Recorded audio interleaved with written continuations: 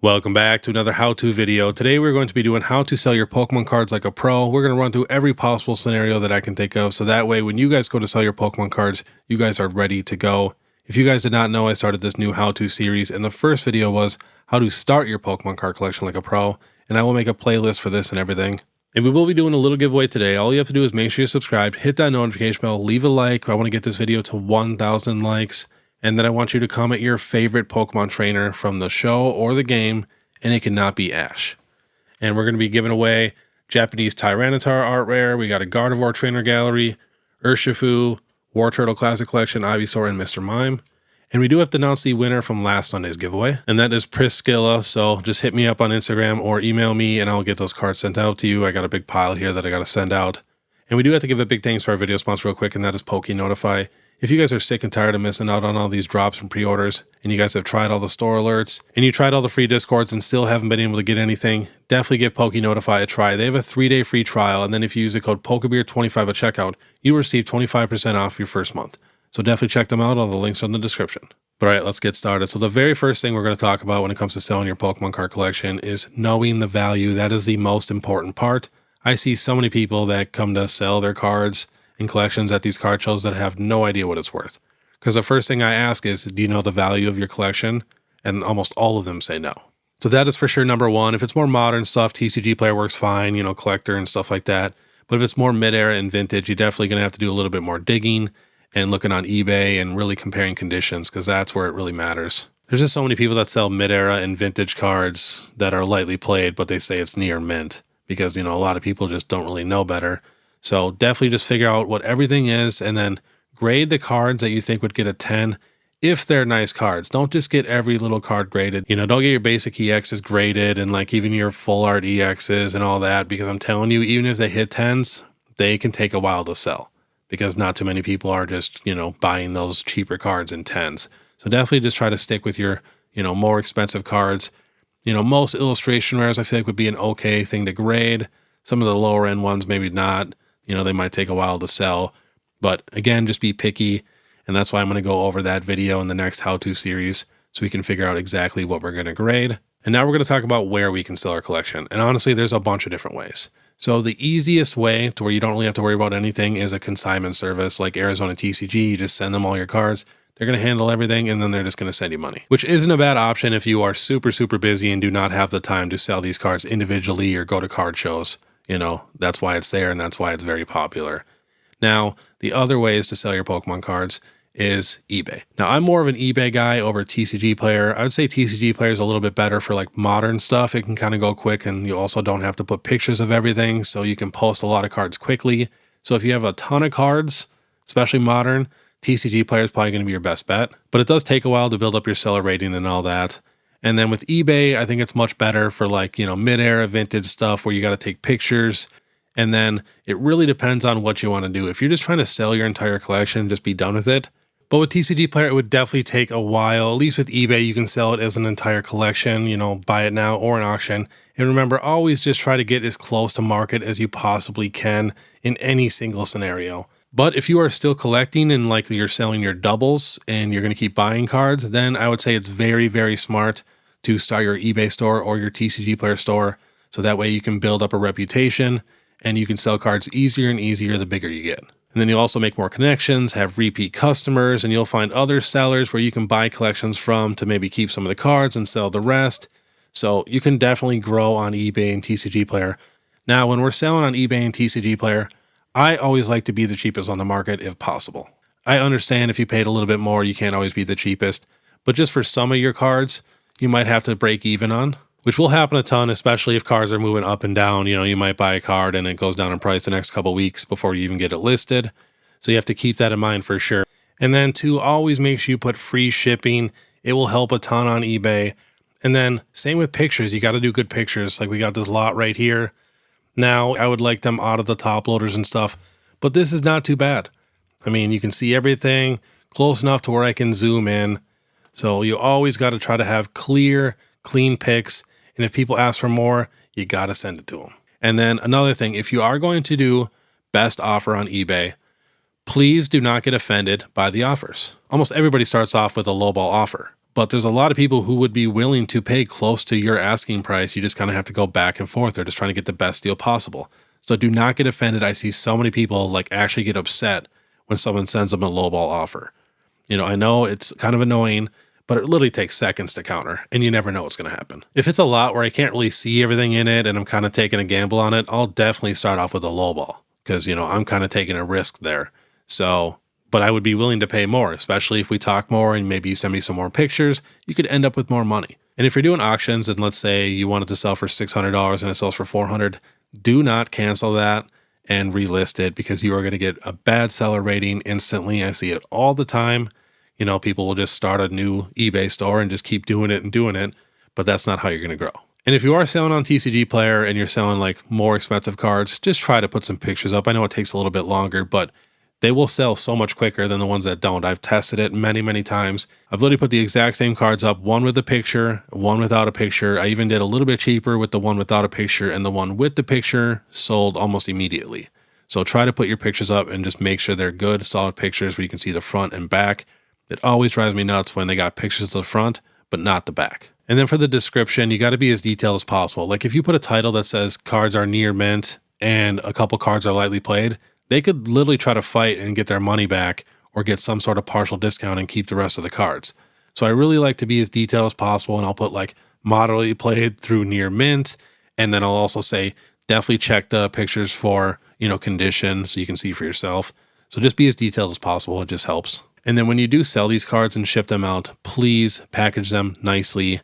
Do not use Scotch tape. If you're going to use any tape at all, like to tape cardboard around them or anything like that, please use painter's tape and make sure your card is sleeved and in a top loader and in a team bag at the very least. With cheaper cards, you can send them in the white envelopes and stuff, but just make sure everything is packaged very nicely to where, they're not having a problem with it and they're going to leave you a bad review and not buy from you again. Now, we're going to talk about auctions a little bit more. eBay is dropping a new thing to where you can't really snipe auctions anymore, so it's going to be a lot better for the sellers to where they're going to get more money. To where like normally if there's a second left, someone can come put that last bid in and that's the final bid. But now when people do that, it's going to extend the time.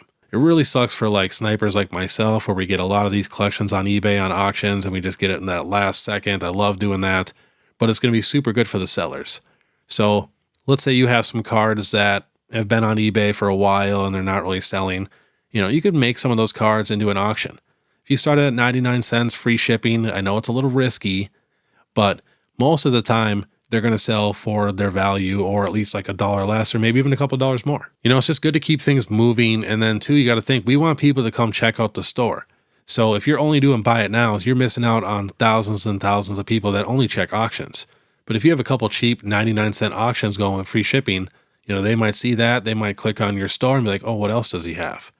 So definitely just try to have good variety, some auctions going. You could do little lots or whatever it is. But just so you know, every once in a while, there will be a couple cards that slip through the cracks and it's not going to sell for very much and you might be a little disappointed. But like I said, it's just to kind of get people to the store also. And then make sure you're posting these auctions at good times. I like my auctions to end Sunday afternoon, Sunday night, when people are just at home relaxing, scrolling on their phone. And another thing you have to keep in mind is when you're selling on these platforms, they're taking a cut. So, when you're going to buy other collections or resell, maybe keep some of the cards or whatever it is, you have to keep that price in mind that they're going to take a little bit. But all right, now let's start talking about selling stuff in person. So we have Facebook Marketplace, which you can also ship on Facebook Marketplace technically, but then we have card shows. And then we also have hitting up, creators or big box breakers. So if you have an absolutely massive collection to where you even bring it to your card show and nobody there is interested because it's just so much and you don't really want to part it out, you could definitely hit up a creator or a box breaker. And most of the time they will buy it if it's decent stuff. But just so you know, a lot of people are going to try to piece out your collection. So if you're trying to sell everything at once or sell everything eventually, I would really just try to stick with selling your entire collection as a whole right away. Because what's going to happen is every vendor, every person you sell to is going to pick through it. And then you're going to be left with the worst stuff that just takes absolutely forever to sell. And, you're going to lose some money on it for sure. Now that's for more like if you're just trying to sell your entire collection. Same thing kind of on Facebook Marketplace. There's a lot of people who just are selling their entire collection. There's some people that, sell piece by piece. Now, Facebook Marketplace is pretty solid. You can definitely get very close to market. It's just going to take a while and you're going to have a ton of people lowballing you. So you have to keep that in mind. And some people do like to sell stuff individually on there. I'm not the biggest fan of just meeting a bunch of random people constantly. If I'm doing that, I'd rather go to a card show. But if you're going to a card show and you're trying to sell to a vendor, they're definitely going to be offering you like 70 to maybe 85%, sometimes 90 for like crazy stuff. But, you know, a lot of times they're going to try to lowball you also. So that's why I always say just try to stick as close as you can to market. But you got to remember at card shows at least, you know, they got to pay for tables and they got to spend the entire day there. So they're going to be offering on average probably 75 to 80%, which I feel like 80% at a card show is pretty solid. Otherwise, you could also become a vendor yourself. Now, depending on the show and the area, that really matters. It could definitely take a while to sell everything in your collection. If you're looking to kind of grow your collection, you know, sell some of your doubles and, you know, buy new collections at 75, 80% of market, keep some of the cards, sell the rest, you know, something like that, then vending is absolutely perfect. I honestly feel like it's the #1 way to collect and grow your Pokemon card collection. If you just do a card show once or twice a month and you're not really, you know, super obsessed with just getting as much money as possible, more growing your collection and still making some money, I think it's perfect. It will grow your collection faster than any other thing you could do, and you're going to be spending the least amount of money possible because you're getting it for good deals, you're doing good trades, you know, stuff like that. So if you still want to stick in the hobby, but you're looking to sell some of your stuff to maybe upgrade, I think vending is one of your best options possible. And another thing about vending, which is honestly my favorite, is just meeting the people and making these connections. And you have no idea how many awesome connections I have met just from card shows to where, you know, I can now get products from them for a good deal, or they're always looking to trade or do whatever. It's always good to meet new people in the hobby. And then also if you mix vending with also selling on eBay and TCG Player, that works also. You know, especially if you only have like one show a month or every couple months where there's not shows constantly, then definitely sell on eBay and TCG Player and do the vending shows to grow your collection and make some money. I think it's so funny when people call me like a scalper or anything, and I just only care about money because I talk about the prices. Literally every single thing that I do is just to try to save money and make money so I can just buy more Pokemon cards. That's the only reason why I sell anything ever, is just to buy more Pokemon cards. And then the last thing we have to talk about is when to sell. And then also, if I did miss anything, or if you guys have any secret tips and tricks, please put it down below in the comments so other people can learn. You know, that's what this entire video is about. But yeah, now we're talking about when to sell. And to be honest, now is a pretty solid time. And it's a great time because Pokemon has never really been bigger. So I'm not saying sell everything unless you want to get out of the hobby, which now would be a very good time. You know, you're getting a lot of value for everything. But you could definitely sell off some of the stuff you don't really care for, or maybe your doubles right now, to then invest into some more cards and products that you do like. I definitely suggest that. But timing is everything when it comes to selling. That's why it does help to pay attention to see what's like coming in the future. So like mega cards. I wouldn't really sell my mega cards right this second. I would definitely wait a little bit longer. You know, maybe wait for the actual mega sets to come out. We're going to get another little spike. You know, stuff like that. You just try to be patient as possible. Really watch cards. Let's say a card or box just keeps going up in price and you're thinking about selling it. I would definitely not sell it until it at least levels out a little bit, because you could miss out on a lot of money. I've seen so many people sell cards or boxes, let's say at like $250 because it went up, and a month later it was at $350. You know, they sold too early. But sometimes you wait too long and then you sell too late. But that's why it helps if you just pay attention to the market and you notice when it starts to level out. Because once it starts to level out, you know, then that's going to be a solid time. Now, that's not guaranteed to where it won't go up again, because that could definitely happen, especially if we're talking sealed products.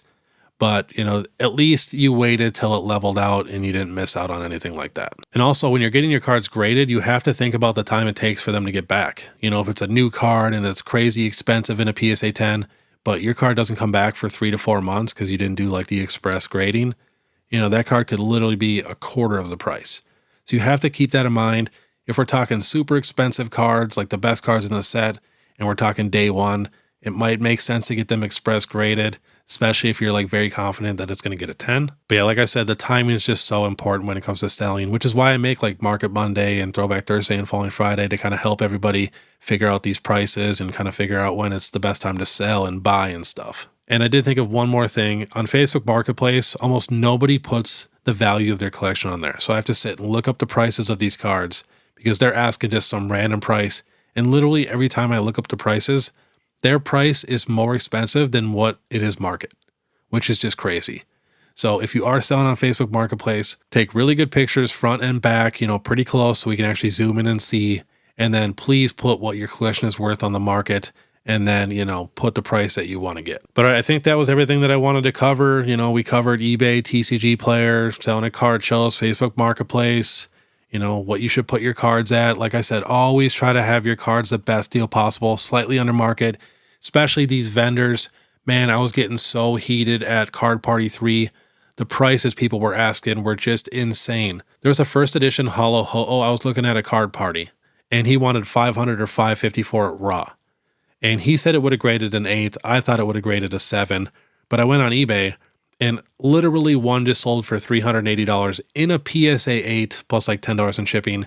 And someone sent me an offer on eBay for $400 free shipping for a PSA 8 at $400. And I asked him, did you check, recent comps? And he said, yep. He's like, yeah, there was a sale for a PSA 8 at like $550. But I'm like, your card is raw. It's not guaranteed that it's going to get an 8. And he literally, the cheapest I think he would go is like $460, which was the very high end of already graded PSA 8s on the market. So you cannot be doing that if you are a vendor. And I hate it so much because there's so many people that do not know better and they're ripping off kids. The amount of $200 Umbreon Chinese ARs that I seen when at the time it was a $150 card was crazy. But it's a newer card. There isn't that many there. So they feel like they can kind of just rip people off. So please do not do that if you're going to be a vendor. It's my number one pet peeve. I just don't get how people think they can price out raw cards for the top end price of the actual graded card itself. That just makes no sense. But all right, after that little rant, I am officially done. So I hope you guys like this content. And again, make sure you comment your favorite trainer. Like I said, it cannot be Ash, but it can be from the game or show. And then make sure you subscribe, hit that notification bell, and let's get this video to 1,000 likes. And then if you guys want to support more, you can check out my Instagram, my TikTok, or my YouTube membership. It's only 99 cents a month. But all right, I want you guys to have a great day. And if you guys want to watch my card party video where I was actually on the floor buying some cards from some of the biggest vendors in the game, click this video here. Otherwise, we'll see you next time.